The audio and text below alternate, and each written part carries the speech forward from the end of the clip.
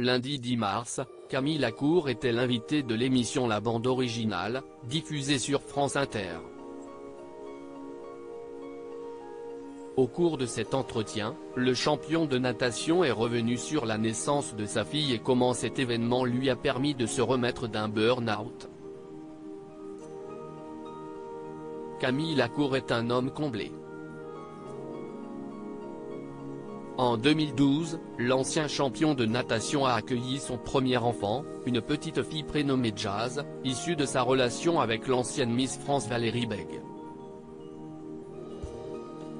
En 2021, il a donné naissance à un fils, prénommé Marius, qu'il a eu avec sa compagne actuelle, Alice Detolena.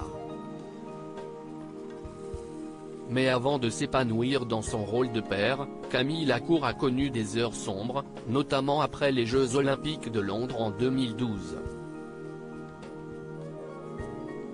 En effet, le nageur est rentré de la compétition au fond du trou. J'avais le sentiment que peu importe ce qu'il y avait autour de moi, il fallait remplir un vase cassé.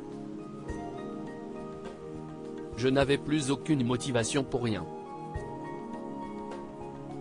Quand si est aussi violent, et qu'on remet tout en question, si est horrible, avait-il expliqué lors d'un entretien accordé aux Parisiens. Camille Lacour revient sur son burn-out lundi 10 mars, au cours d'un entretien dans l'émission La Bande Originale, Camille Lacour est revenu sur la naissance de sa fille et comment cet événement lui a permis de se remettre de son burn-out. Les gens qui ont des burn-out, si est des gens qui ont accepté quelque chose qui n'était pas acceptable, trop longtemps.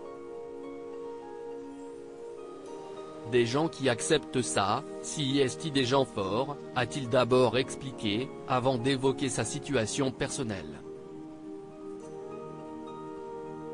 Ce n'est pas le même burn-out que les gens dans le monde de l'entreprise. Nous dans le sport, ça arrive vraiment après la compétition.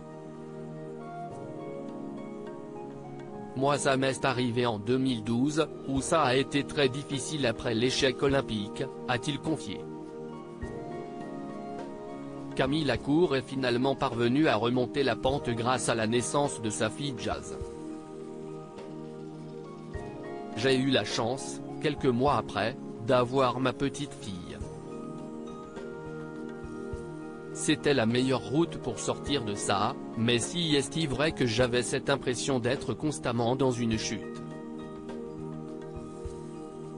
Un matin, je me suis dit, non, si est moi qui décide quand est-ce que l'impact se passe et quand est-ce que je me relève, a-t-il ajouté.